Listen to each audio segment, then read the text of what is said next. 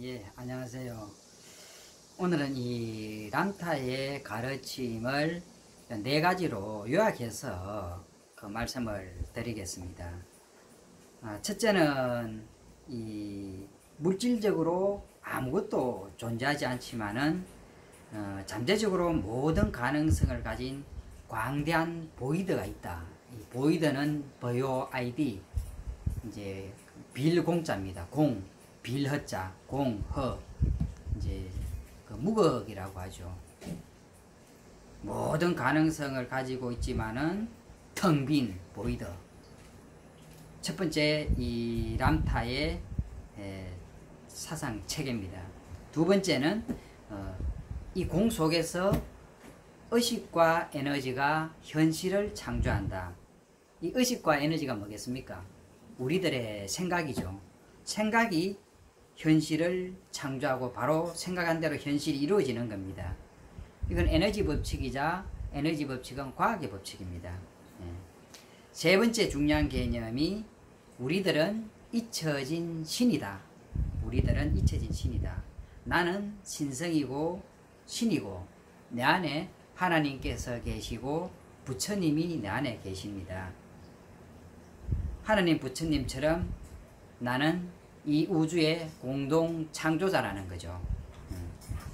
그리고 네 번째 개념이 우리의 목적은 미지의 것을 깨닫는 것이다. 이 미지의 것이 뭐겠습니까? 우리가 체험과 경험을 통해서 우리가 과연 내가 누구인지를 알아가는 거죠. 아직은 우리가 무명에 갇혀 있어서 우리가 누군지 모릅니다. 이 미지의 것은 우리가 누군지 알아가는 것. 결국 이제 어떤 삶의 목적을 쫓아가는 거겠죠. 미지의 것은 나이고 결국 영이고 신이라는 거죠. 그래서 이 람타의 사상 체계를 이루는 네 가지 기본 초석은 첫 번째 보이드, 공입니다. 무극, 빌허, 허공. 두 번째는 의식과 에너지가 현실을 창조한다. 세 번째가 우리는 잊어진 God, 신이다. I'm God, I'm that. 네 번째는 우리의 인생의 목적은 미지의 것을 깨닫는 것이다. 이 네 가지가 람타의 가르침의 핵심입니다. 그 핵심을 조금 풀어서 설명을 해보겠습니다. 이 람타는 그가 전하는 모든 메시지는 한 문장으로 귀결이 됩니다. 당신은 신이다. 나는 신이다. 그런데 우리가 이 말을 어떻게 해석을 할까요? 아마 신에 대한 정의는 지구상의 사람들만큼이나 많을 겁니다. 람타의 가르침을 제대로 이해를 하려고 그러면은 우리가 가지고 있는 신에 대한 개념하고 또 람타가 설명하는 신에 대한 정의 그리고 현실의 본질이 어떻게 다른지를 아는 것이 이제 중요합니다. 여러분, 모든 것의 본질은 무엇입니까? 그것들의 가장 근원에 있는 근원의 근원은 무엇일까요?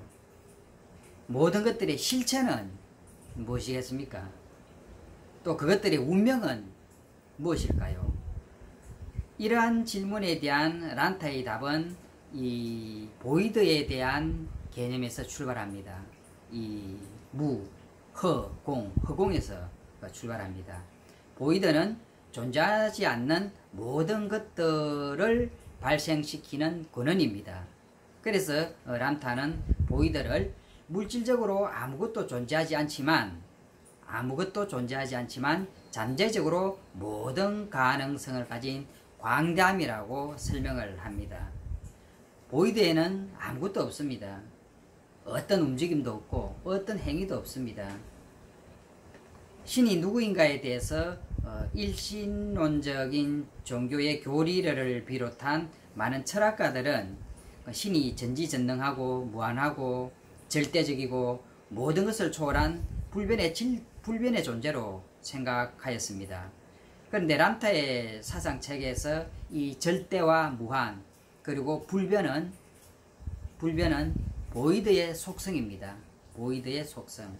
보이드는 스스로 완전하고 자족하며 그리고 휴식 상태에 있으며 아무것도 필요로 하지 않습니다.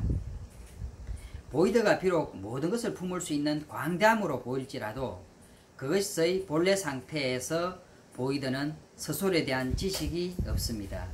왜냐하면 지식조차 하나의 행위이기 때문이죠. 지식 그 밑에 있는 걸 말합니다. 여기 이 아리스토텔레스 철학이나 또 토마스 아퀴나스의 신학이나 여기에서 발견할 수 있는 어떤 창조자 또 최초의 원인 그리고 제1운동가라는 어떤 신의 개념, 신을 이런 철학자들은 창조자이고 최초의 원인이고 제1운동자로 했는데 이 신의 개념을 람타는 스스로 숙고해서 자기를 알아가는 보이드로 표현했습니다. 보이드. 이러한 숙고의 행위는 보이드가 자각의 시점을 만들어 자기 자신을 알아가는 내면의 고유한 움직임을 말합니다. 보이드는 자각의 시점을 만들어가는 고요한 내면의 움직임인데 이 자각의 시점이라는 것을 이제 제로 포인트라든지 관찰자 또 최초 의식, 의식과 에너지 그리고 신이라는 다양한 이름으로 불립니다. 이 제로 포인트는 광대한 보이드에서 미지와 가능성의 상태로 존재하는 모든 것을 깨닫고 경험하고자 하는 근본적인 의도가 있습니다. 이것이 이제 진화의 기반이겠죠. 스스로 숙고하는 보이드는 인간의 근원이자 기원입니다. 당신은 신이다 라고 하는 람타의 말은 인간을 관찰자, 또 제로 포인트의 구현, 그리고 창조적인 의식과 에너지를 말하는 거죠. 그래서 신은 관찰자고 제로 포인트의 구현이고 의식과 에너지다. 이런 말인 것 같습니다. 제로 포인트는 보이드의 숙고 행위를 모방함으로써 미지의 것을 깨닫고 진화하려는 본성을 충족합니다. 이러한 일을 하면서 제로 포인트는 거울 역할을 하는 인지의 기준점을 만들어 그것을 통해 자신을 스스로 인식하게 됩니다. 람타는 이 거울의식을 2차 의식이라 합니다. 이 2차 의식은 이 제로 포인트, 본성이 있다 그러면은 또 다른 어떤 나의 그 거울의식이니까 또 다른 나겠죠. 그래서 근원과 이 현상적인 나는 같이 존재합니다. 그래서 근원과 예를 들어 본성과 에고라 그러면은 여기 람타는 이 에고를 거울의식 또 2차의식이라고 부릅니다. 제로 포인트와 거울의식 사이에서 일어나는 반영이 시공간 안에 드러난 존재의 차원적 환경을 만들어냅니다. 근원과 에고 사이에서 이 공간 속에서 모든 어떤 시공이 생겨나는 거죠. 영은 제로 포인트의 역동적인 측면입니다. 그것은 미지의 것을 알고 경험하고자 하는 의지 혹은 의도입니다. 제로 포인트와 거울의식은 보이드에 잠재 있는 모든 가능성을 탐험합니다. 그러한 탐험으로 7개의 의식 차원이 형성되었으며 그리고 그에 부합하는 7단계의 시간과 공간 그리고 주파수가 생성되었습니다. 창조의 행위를 통해 7가지 의식과 에너지 차원으로 내려가는 과정을 하강의 여정이라 말합니다. 그리고 신 혹은 보이드로 돌아가는 과정을 진화의 여정이라 부릅니다. 이게 보이드가 신을 통해서 이 허공이 신을 통해서 자기를 알아가는 과정, 그걸 이제 보이드가 숙고하는 과정이라 표현을 했고, 그래서 이 보이드는 결국 무극입니다. 이 보이드 무극에서 그 다음에 이제 신이 창조되는 거죠. 신성, 뭐 최초의식이라 말해도 좋고, 뭐 통합의식이라 말해도 좋을 겁니다. 이런 어떤 그 신이라는 최초의식에서 다시 이제 만물이 창조가 됩니다. 만물, 우리 인간도 포함되겠죠. 만물이 창조되고, 그리고 이 만물들은 다시 이제 보이드로 무극으로 가는 방향을 이제 진화의 여정이라고 말하고, 아까 보이드에서 신으로 그리고 만물로 결국 나로 오는 걸 이제 하강의 여정, 상승의 여정, 하강의 여정. 말하자면 우리의 어떤 영이 신에서 분화가 돼서 인간으로 오면서 이 지구로 내려오는 게 하강의 여정이라 그러면은 다시 우리가 인간에서 신으로 가서 다시 보이도록 가는, 허공으로 가는, 이게 이제 상승의 여정이죠. 끝없이 우리는 이 윤회라는 게 하강과 상승을 반복하면서 어떤 테두리 안에서 그걸 벗어나지 못하고 우리 삶이 전개가 되는 겁니다. 여기서 아까 그 7개의 의식 차원이라고 람타가 말씀하셨는데, 그 7개의 의식 차원은 이제 가장 상위의 제로 포인트, 어느 신성의 어떤 신성 의식이겠죠. 하나님 의식. 하나님 의식에서 그 신의 자리입니다. 이제 신의 자리에서 현재 내가 살고 있는 저 밑에 차원계 1차원 의식까지 내려오는 그런 어떤 의식의 차원을 7가지로 나눈 건데, 이제 제로 포인트라 그러면은 이제 시간과 공간이 없는 이제 무공의 그런 자리에서 의식에 의해서 시간과 공간이 창조가 되고, 그리고 진동이라 그럴까, 진동과 어떤 주파수에 의해서 낮아지고 하강돼서 다시 이제 진화의 과정을 통해서 상승하는 그런 어떤 차원을 7가지 의식 차원으로 람타는 정의하고 있습니다. 혼은 영과 다릅니다. 람타는 혼을 생명의 서라고 부릅니다. 혼은 하강과 진화의 여정에서 얻은 모든 경험과 지혜들을 기록합니다. 우리 혼 속에 우리가 경험하고 체험한 것들이 모두 이제 기록이 됩니다. 인간이 처한 공경은 망각, 기억상실, 자신의 기원과 운명에 대한 무지라는 말로 표현됩니다. 여행자 혹은 거울의식은 존재의 차원 중 가장 밀도가 높고 가장 느린 이 세상과 자신을 동일시한 나머지 자신의 불멸성과 신성함을 잃어버렸습니다. 인간은 자신의 내면에 존재하는 신인, 자신을 낯선 존재로 만들었으며 외부에서 도움을, 그리고 의미를, 그리고 구원을 찾고 있습니다. 원래 우리가 그런 의식인데, 그리고 내 안에 있는데 그 외부에서 도움을 찾고 외부에서 하늘을 찾고 구원을 찾고 의미를 찾는 겁니다. 본래 나 자신이 불멸성과 신선성은 그대로 지금도 간직하고 있습니다. 이러한 행위를 하면서 인간은 자신의 신성을 부정하고 현 상태에서 자유로워질 수 있는 기회조차 차단합니다. 그런데 람타의 사상체계는 물질세계와 물질적인 육체를 또 사악하거나 바람직하지 않거나 혹은 본질적으로 나쁘게 보지는 않습니다. 우리의 진정한 본질과 그리고 운명에 대한 무지, 그것을 부정하는 것은 바람직하지 못한 상태에 있는 거다, 그렇게 얘기하고 있고, 의식과 에너지로서의 우리가 자신을 스스로 제한된 존재라고 주장하는 것은 어리석은 일이며 그러한 한계를 만든 것도 우리 자신입니다. 그래서 자신을 알고 깨달을 수 있는 기회를 얻게 됩니다. 깨달음의 길은 제로 포인트로 되돌아가는 진화의 여정입니다. 이 여정을 마치면 인간은 미지의 것을 깨닫는 자신의 사명을 완수하게 되며 자신의 경험을 통해서 얻은 영원한 지혜를 보이도록 가져갑니다.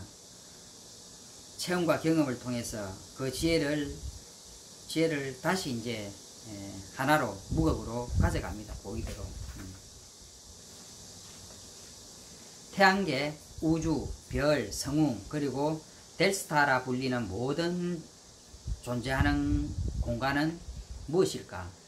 당신이 눈부시하고 보고 있는 것보다 중요한 것은 그곳에 아무것도 존재하지 않는다는 것이다. 그것은 무엇인가? 보이더이다. 그것은 빛, 별자리, 항성계, 그리고 성운들의 시초일까? 그렇다. 그것은 보이더라 불린다. 보이더라 무엇인가? 그것은 시간과 거리, 공간 없이 존재한다.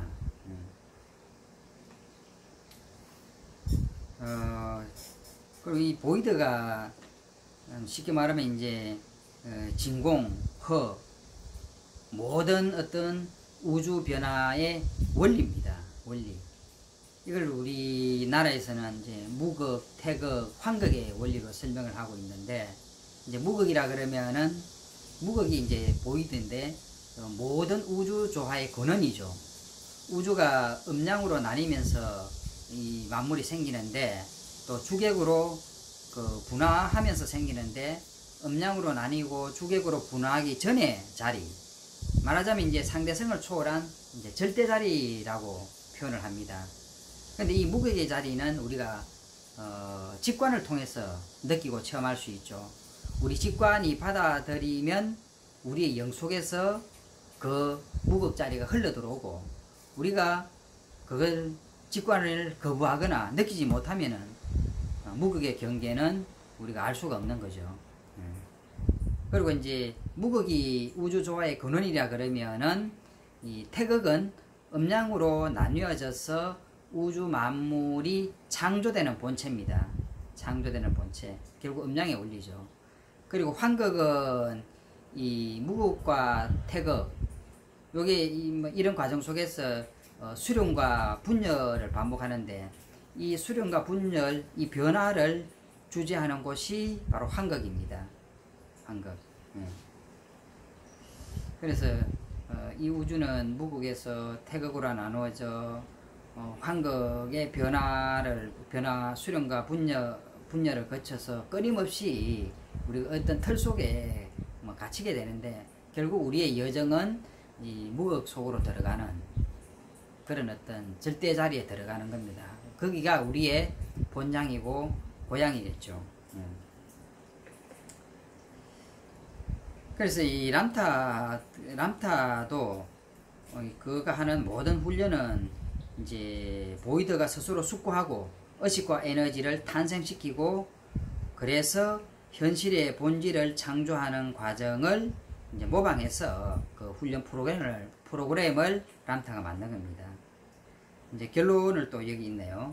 람타 철학의 4가지 초석은: 첫째, 보이드의 개념; 둘째, 의식과 에너지가 7가지 차원의 현실을 창조한다는 것; 그리고 세 번째, 당신은 신이라는 것과 네 번째, 우리의 사명은 미지의 것을 깨닫는 것이다. 이 4가지가 람타 스승님의 가르침의 가장 요점입니다. 뒤편에 보면은 또 이 람타의 가르침에서 자주 언급되는 게 예수와 벤 조셉. 예수와 벤 조셉은 이 예수님을 말합니다. 유대 전통에서 그래 부르는데, 그 예수님의 생애와 가르침에 대해서도 다시 이제 재해석을 해주고 있습니다. 사실 람타는 35,000년 전의 인물이고, 예수는 이제 2000년 전 인물이죠. 근데 예수가 말한 걸 다시 이제 람타가 재해석을 해주고 있는 거죠. 그래서 이 예수의 주 기도문이 있습니다. 그걸 이제 람타도 영을 향한 기도문이 있거든요. 이 두 기도문이 유사한 점도 많고, 또 어떻게 보면은 조금 또 결이 또 다른 부분도 있습니다. 이 예수님의 주 기도문하고 그 람타의 기도, 이 부분을 한번 살펴보겠습니다. 주 기도문에는 하늘에 계신 우리 아버지, 람타의 첫 기도문은 이렇습니다. 오 나의 사랑하는 영이여, 나의 강력한 영이여, 전능한 존재여, 하늘과 땅의 힘으로 충만한 존재여. 이 아버지라는 표현 속에 이제 람타는 영으로 표현을 합니다. 강력한 영이고 하늘과 땅에 충만한 존재. 결국 이제 어떻게 보면 이제 주기도문에서는 이제 아버지가 내 밖에 있는 그런 존재에 대해서 존재라 생각하고 이제 기도 밖에서 구하는 거라 그러면은, 람타는 아주 이제 내 안에 있는 영, 내 안에 있는 하나님, 이걸 단도직입적으로 이제 파고 들어가고 있습니다. 주기도문에 아버지의 이름을 거룩하게 하시며, 람타는 나를 당신의 힘으로 가득 채우소서, 오 나의 영이여. 또 주기도문에 아버지의 나라가 오게 하시며, 람타는 나를 그대의 현현된 왕국으로 가득 채우소서. 주기도문에서는 아버지의 나라가 오는 건데, 람타에서는 나를, 내 안에 이 나를 왕국이 그냥 나타나는 겁니다. 나를 통해서. 주기도문에서는 아버지의 뜻이 하늘에서와 같이 땅에서도 이루어지게 하소서.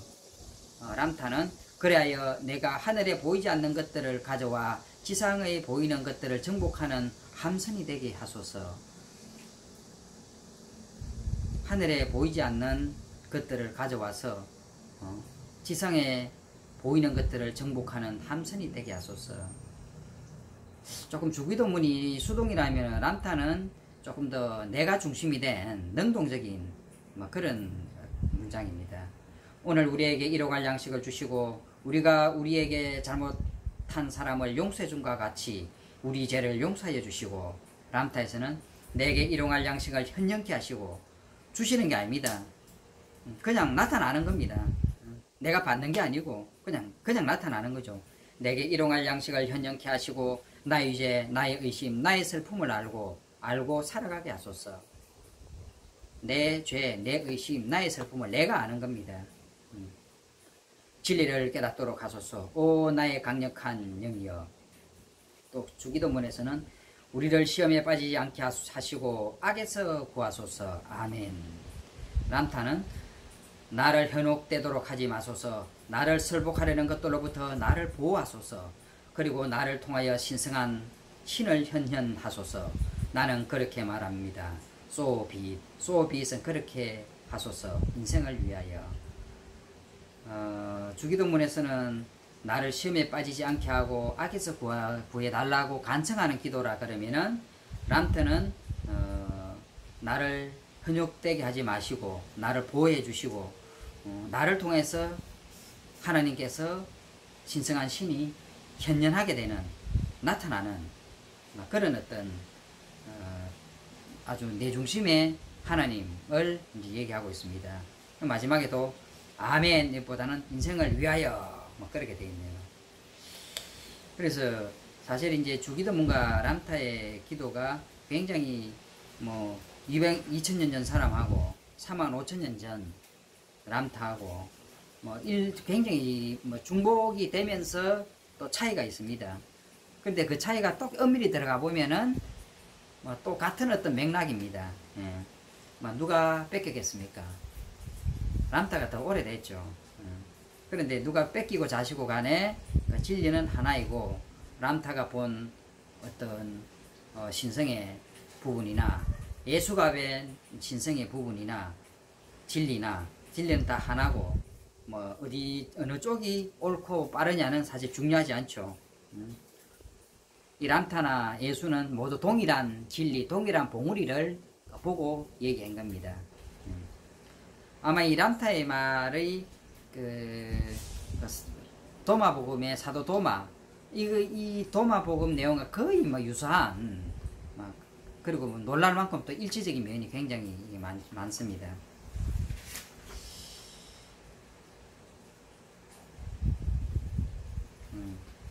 여기 람타가 해설한 거 보면은 이 기도문에서 오 나의 사랑하는 영이여 라고 말하는 것을 주목하라. 우리는 우리를 위한 신의 궁극적 계획과 힘을 본래의 주인인 신에게 돌려주려 하며 그렇게 되어야 한다. 우리를 나라합시다. 나는 나의 내면에 존재하는 신성과 그것의 힘을 끌어내려는 것이다. 나는 창조할 수 있는 의지를 부여받은 신성의 투사체이다. 나는 나의 신성을 불러일으키는 그 순간 나는 그것을 나의 내면에 심오하고 위대한 곳으로부터 끌어내는 것이다. 이것이 종교적인 기도가 아니다. 이것은 개개인의 영, 즉 전능한 신을 불러일으키는 기도이다. 그래서 람타의 기도문에는 그 외부에 존재하는 어떤 초월적인 신이 아니라 인간 내면에 존재하는 신, 우리들 각자의 영, 또 역동적인 이 제로 포인트의 제로 포인트에 대해 어떤 다짐이자 기도다. 그렇게 이해를 하면 될 것 같습니다. 이 마지막에 보면은 그 삶에서 중요한 것은 과거의 경험들을 되풀이하며 고수해온 모든 감정을 풀어주고 자신의 진리로 만드는 겁니다. 우리의 혼은 신으로 돌아가는 진화의 여정을 계속하기 위해 우리의 삶에서 해결해야 할 것이 무엇인지 끊임없이 보여줍니다.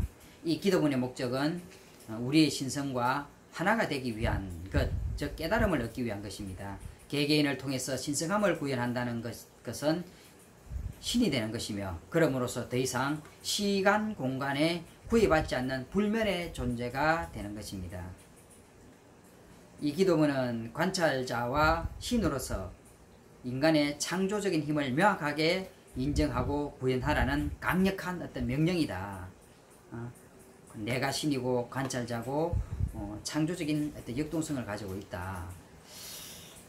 이게 뭐 간단하게 이 내용을 말씀드렸습니다만 이게 참 두서없이 이렇게 읽고 말하다 보니까, 하지만 요 네 가지만 이해하고 있으면 됩니다. 이 람타 스승님의 위대한 가르침은 첫째는 보이드, 허공입니다. 무입니다. 무극입니다. 텅 비어 있지만 모든 조화의 가능성, 모든 가능성을 가지고 있는 광대한 무한한 힘을 가진 보이드입니다. 두 번째는 우리 의식과 에너지가 현실을 창조한다. 내가 생각하는 게 현실 그대로 구현된다는 것. 두 번째. 세 번째는 신을 보십시오. 우리는 잊혀진 신입니다. 나는 신에서 계속 분광이 돼서 이 하강한 영혼입니다. 그리고 상승하고 그리고 신으로 나아갑니다. 그래서 나는 신성과 동일한 어떤 진료로 이루어지고 동일한 의식체이기 때문에 신성이 하느님이 모든 걸 만물을 창조하듯이 우리도 모든 걸 창조할 수 있다는 거죠. 뭐로? 생각으로, 에너지로, 의지로, 의식으로. 그리고 네 번째는 우리 목적은 미지의 것을 깨닫는 것, 미지의 신을 깨닫는 겁니다. 내가 누군지 알아가는 것. 우리가 이렇게 고민하고 현실에서 방황하고 이렇게 초라하게 이렇게 생각하는 이런 모습이 아닙니다. 우리는 모든 걸 만물을 창조하고 모든 걸 다 가진 엄청난 잠재력과 엄청난 내 안에 능력을 가진 그런 존재입니다. 자부심을 가지고 살아갑시다. 오늘도 비가 또 밖에 많이 오네요. 자, 수고하세요. 이거 안 돼요.